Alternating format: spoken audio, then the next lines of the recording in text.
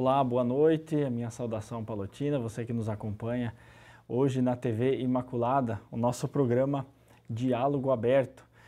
E na semana passada nós tivemos a oportunidade de estar com o Padre Enio aqui falando sobre a Páscoa. E agora voltamos novamente com o Padre Enio, que aceita o nosso convite para falarmos então do tempo pascal, aquilo que sucede à Páscoa. E o Padre Enio, então, recordando, ele é padre diocesano e também professor, também formado em teologia, filosofia, tem mestrado em teologia, especialização em cultura e comunicação. E hoje, então, nós temos a honra de tê-lo novamente. Muito obrigado, Padre Enio, pelo convite e por ter aceitado o nosso convite, né? Uma boa noite a você, telespectador, que nos acompanha em mais esse encontro na TV Imaculada. Também, Padre Alisson, eu posso acrescentar que também tenho uma especialização em liturgia e agora, ultimamente, concluí, então, uma última especialização nesse ano, em janeiro, em pastoral numa igreja em saída. E aceitei de novo esse desafio de conversarmos um pouquinho sobre agora o tempo pós-Páscoa. Nós chamamos sempre, na liturgia da igreja, nunca domingo depois da Páscoa, mas sempre nos domingos de Páscoa, né? E vamos conversar um pouquinho sobre isso, refletir, desejando que você tenha também celebrado bem a sua Páscoa, e a TV Imaculada quer lhe ajudar a continuar nessa reflexão. Muito bem, Padre Enio, que bom que sempre você está estudando, e isso é importante porque os tempos de hoje também demandam isso, né? Que estejamos sempre atualizados. Padre Enio, então, o que é propriamente o tempo pascal? Padre Alisson, aqui há uma reflexão a fazermos sobre, afinal, o que é o tempo. É o primeiro aspecto de olharmos neste momento. Afinal, o tempo é que passa ou nós passamos? O que significa o tempo na tua vida e na nossa vida, na minha vida? E se nós falamos em tempo pascal, nós temos que falar do tempo. E para falar do tempo, a teologia sempre nos ensinou a falar de duas formas. Nós falamos no tempo cronológico, cronos, e também nos ensinou a falar do tempo do kairos, o tempo kairológico. Então são duas formas de nós falarmos do tempo. E quando falamos do tempo cronológico, é o tempo do relógio, é o tempo do calendário, é o tempo que anda, é o dia a dia. Nós estamos sempre falando, olha, não temos tempo, ou o tempo que eu tenho é esse. Mas, ao mesmo tempo, neste tempo do relógio, tem também o tempo de Deus, o kairos, que nós chamamos também do tempo da graça, o tempo de Deus, quando o tempo é marcado pela graça de Deus. Quando o tempo do relógio, ele é marcado nas horas do dia, assinalado pela presença de Deus. Ele é santificado pela presença de Deus. E esse tempo, que nós chamamos de tempo pascal, ele está dentro de um grande ciclo que nós chamamos de ano litúrgico. E esse ano litúrgico nós também chamamos do tempo da igreja, ou o tempo em que esse caminho pedagógico que nos conduz em cada dia para nos aproximarmos de Deus. Então, esse tempo que nós chamamos de tempo pascal, ele está dentro de um grande tempo que nós chamamos de tempo da graça, o tempo de Deus, ou o tempo litúrgico, ou o tempo da igreja, que não é o tempo do calendário de 1º de janeiro a 31 de dezembro, mas ele tem uma outra forma de contar e celebrar os mistérios da fé no tempo. Padre Enio, e esse tempo pascal, ele tem uma duração? O que marca este tempo, né? Então, nós chamamos dentro do ano litúrgico que ele começa no primeiro domingo de dezembro e termina no dia 29 de novembro ou no domingo mais próximo a esse dia.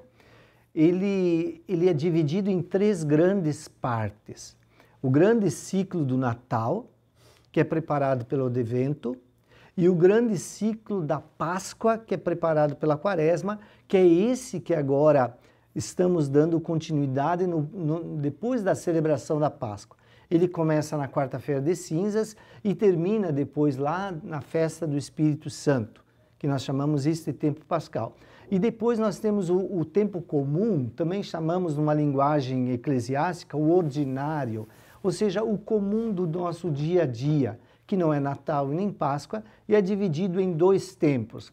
Uma parte que entra logo depois do ciclo do Natal, e que se encerra antes da quarta-feira de cinzas, e depois que retoma depois da festa do Espírito Santo e vai até o final de novembro.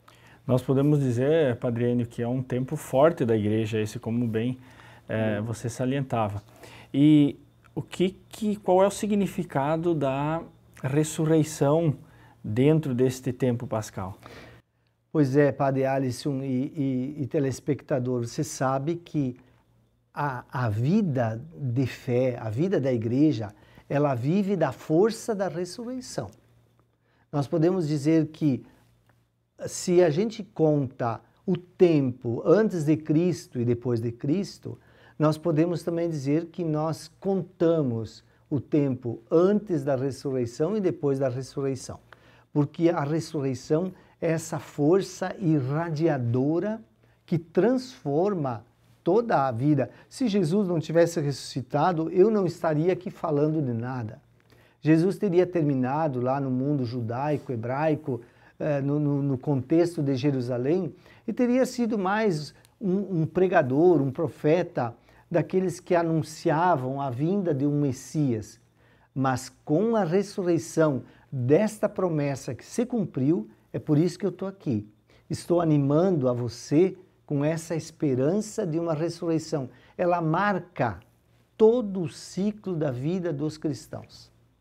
Padre Enio, a ressurreição ela é o centro da Páscoa e também da nossa fé e, sobretudo, marca este tempo pascal, que é esse tempo que é uma espécie de continuidade depois da celebração da Páscoa.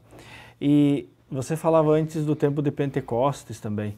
Então, qual que é o significado ou o papel, podemos dizer assim, do Espírito Santo dentro deste tempo? Então, vamos nos situar, contextualizar de novo dentro das grandes festas judaicas. Uma delas, das 3 festas chamadas de peregrinação, uma delas era a festa de Pentecostes, que era celebrado sempre 50 dias depois da Páscoa, né? Ou depois da celebração da Páscoa judaica, evidente. E que depois Jesus, depois do tempo que ele ressuscitou, ele ficou, então, entre nós até a festa do Espírito Santo, que nós contamos, então, essas 7 semanas que vieram depois, celebradas no tempo da Páscoa. E que a festa do Espírito Santo, para nós, ela não é o tempo da promessa, que é o tempo da espera do Messias, onde sempre se revela isso, por exemplo, na liturgia da palavra, da celebração, é sempre a promessa, a expectativa, Deus virá, Deus mandará, Ele estará, Deus cumprirá, mas nem é o tempo só desse cumprimento da promessa, que é o tempo do apóstolo, mas agora o Espírito Santo, ele é o tempo da igreja, é o tempo da atualização. Não é mais a promessa e a expectativa, não é mais só o cumprimento da promessa que aconteceu em Jesus, mas agora, com a vinda do Espírito Santo, começa o tempo da igreja. E aí, então, a vida se santifica a partir da presença de Pentecostes. Quando Jesus, então, diz, quando os apóstolos recebem o Espírito Santo, ele diz agora, ide vocês e façam discípulos. E batizem em nome do Pai, do Filho e do Espírito Santo e ensinem tudo o que eu os ensinei. Então agora começa o tempo da igreja, começa o tempo da liturgia. Aqui, como dizia São Leão Magno, tudo aquilo que era a presença física de Jesus, agora passa para a liturgia. Ele se atualiza no tempo da igreja, no tempo da liturgia. Padre Enio, e tem alguns relatos históricos deste período dos primeiros cristãos. Como é que era a celebração do tempo pascal com os primeiros cristãos?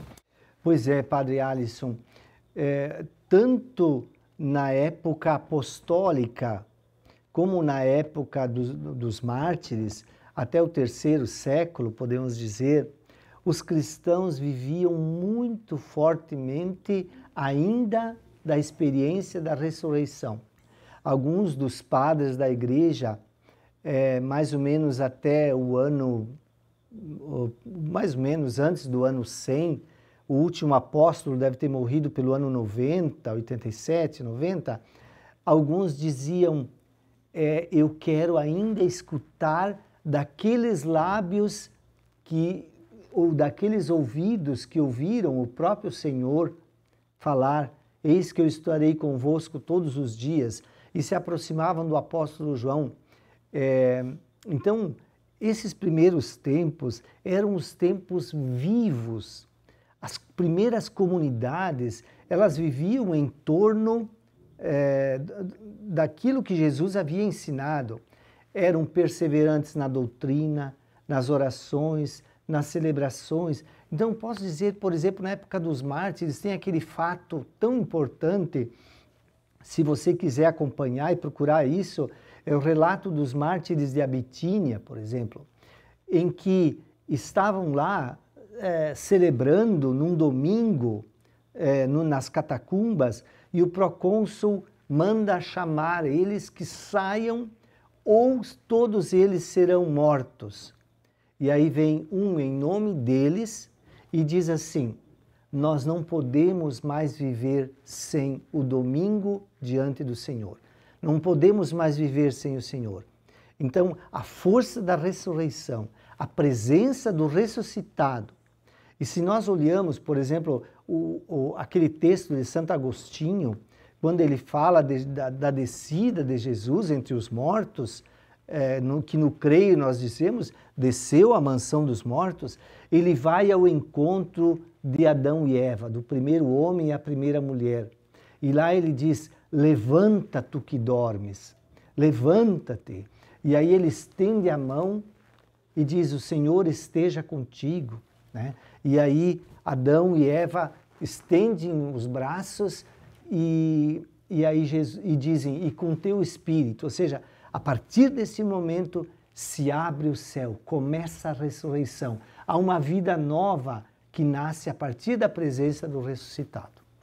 Nós estamos com o Padre Enio, que é padre diocesano, está falando hoje conosco sobre o tempo pascal e como é importante nós podermos ter esse tempo para aprofundar também a nossa fé e conhecer um pouco mais a partir dos conhecimentos que ao longo da história vem se fundamentando e também fundamenta a nossa vida cristã para continuarmos seguindo esse tempo pascal e também com os ensinamentos que vêm ao longo da tradição.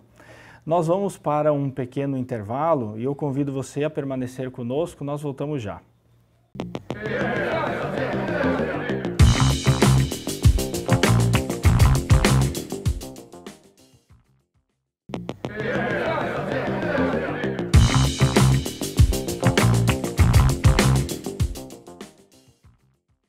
Estamos de volta com o nosso programa Diálogo Aberto e hoje nós temos a presença novamente do Padre Enio Rigo, que é padre diocesano, também professor, teólogo, filósofo, tem especialização também na área da liturgia, comunicação. Então, Padre Enio, vamos continuar o nosso diálogo do tempo pascal, né? Padre Enio está hoje conosco falando sobre o tempo pascal. Padre Enio, São Paulo afirma que se Cristo não ressuscitou, vã é a nossa fé. Como essa essa verdade da nossa fé transforma a espiritualidade cristã? Pois é, Padre Alice e telespectador, esse momento, eu acho que o programa, ele tem um nome correto, é um diálogo aberto, porque eu estou aqui proclamando grandes verdades, mas não são verdades que eu possa dizer aqui são concluídas. Por isso é um diálogo aberto, porque você lança grandes ideias que depois você pode refletir, você pode ler mais e a gente pode continuar aprofundando isso, porque para falar da ressurreição em alguns minutos é quase que a gente brincar com as palavras, mas a gente tem que fazer aquilo que os grandes filósofos nos ensinam, que é fazer as palavras dizerem muito em pouco tempo. O latim tem isso, né? Ele nos dá essa capacidade de dizer muito com poucas palavras. Ora, o apóstolo, ele relata a sua experiência.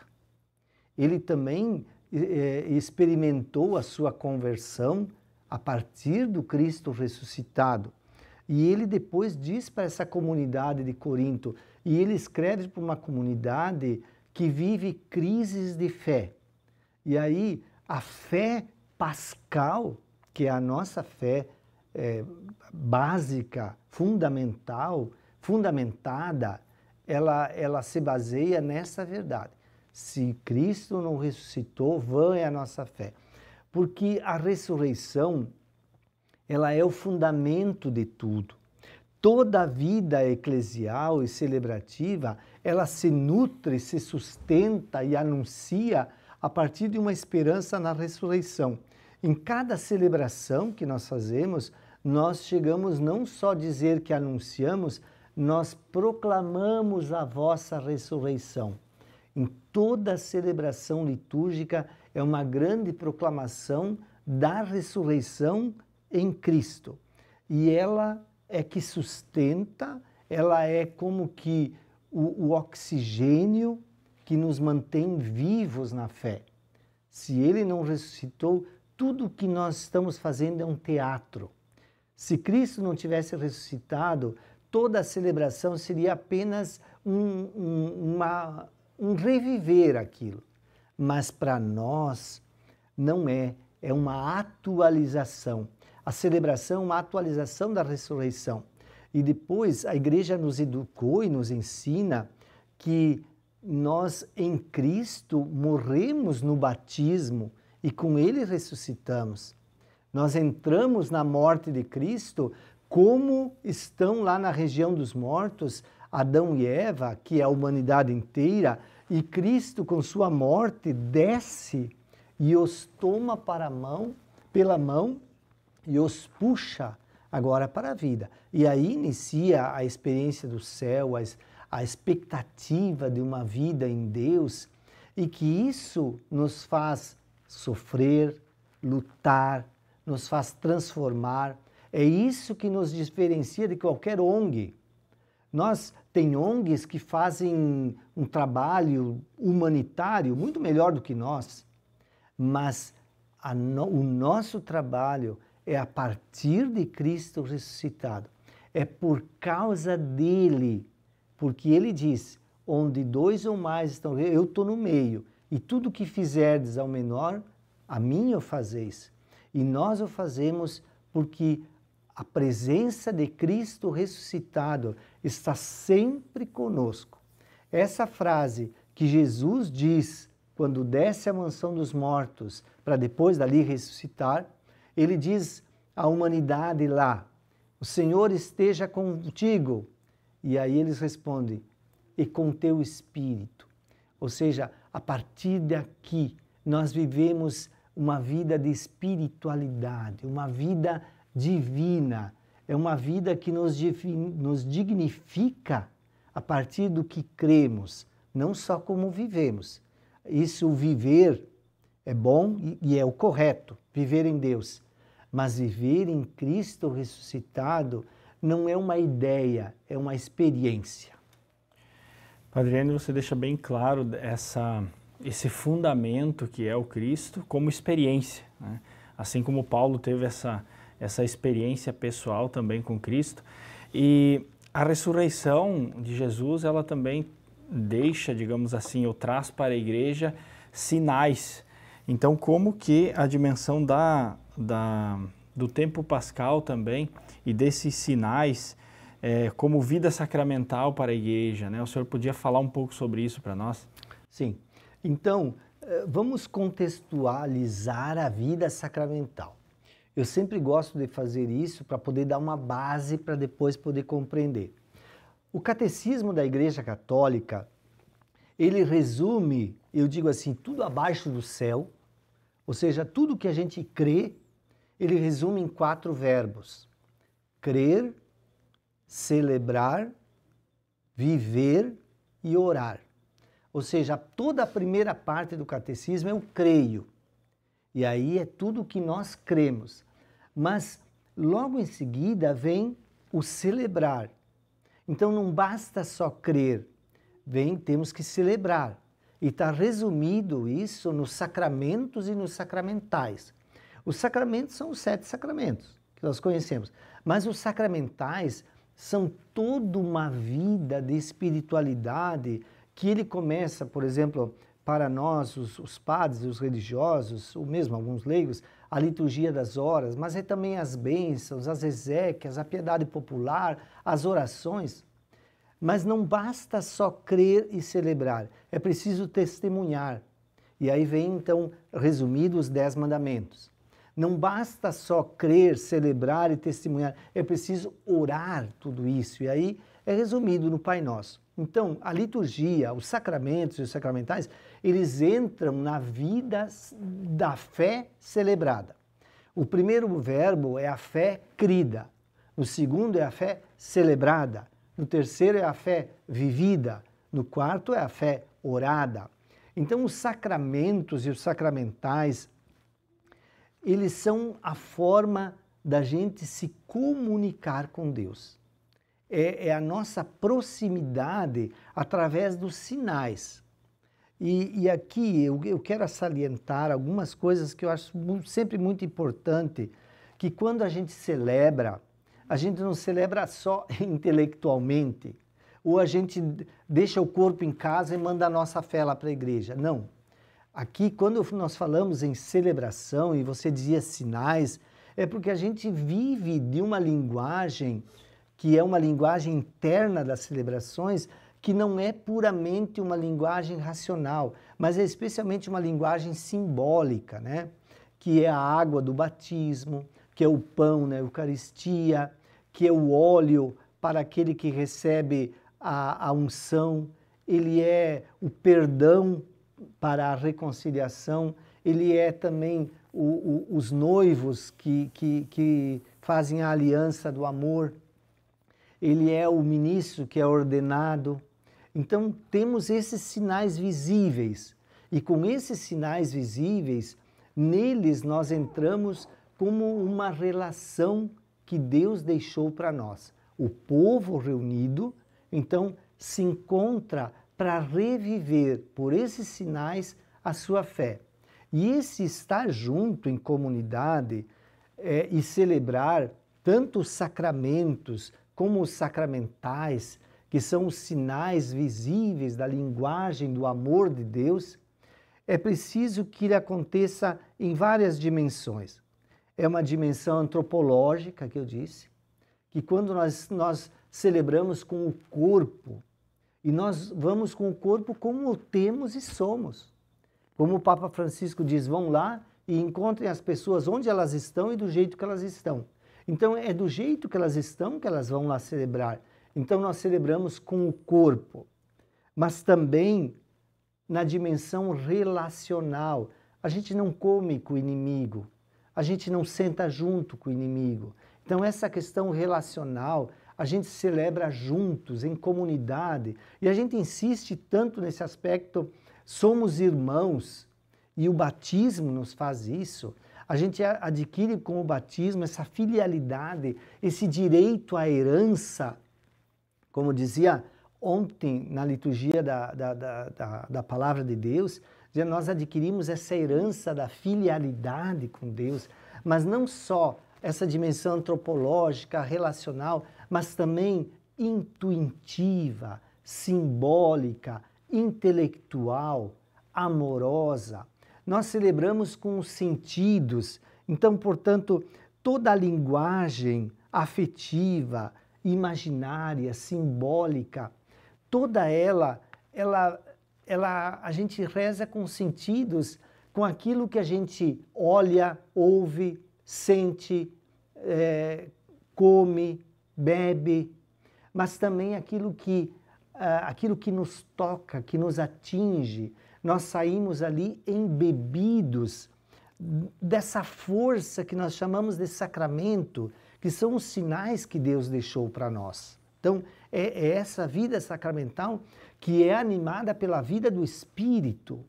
Sem o Espírito Santo, nada disso que nós fazemos se transformaria. Quando a gente diz que dentro desse pão mora o céu, é porque ali ele foi santificado por Deus. Padre Enio, e como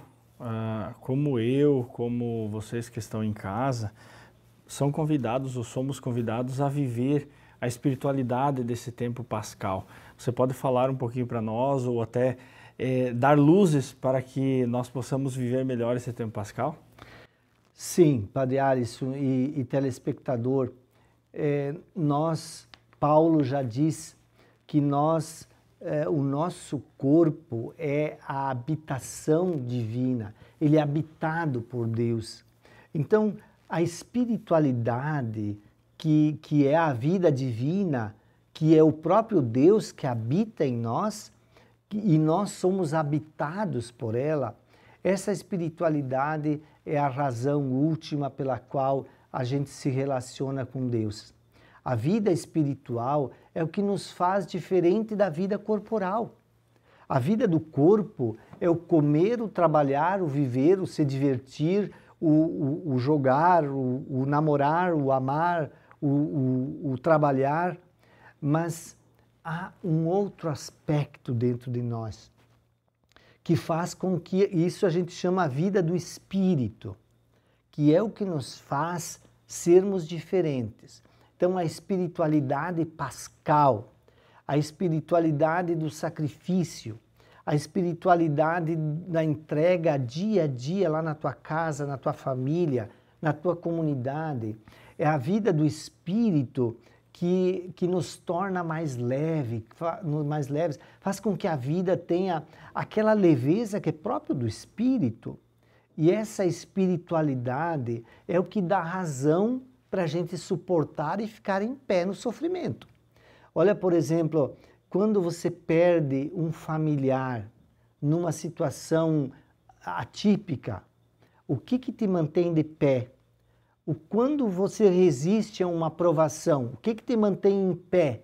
É a tua espiritualidade, é a tua relação com Deus, é a tua fé, é aquilo que te faz olhar para além daquilo que teus olhos veem e daquilo que o teu coração sente.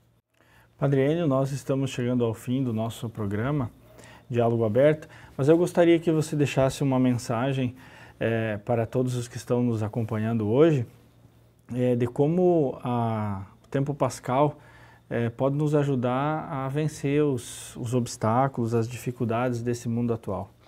Nós vivemos, você sabe melhor do que eu, Padre Alisson, que nós vivemos um tempo que é o tempo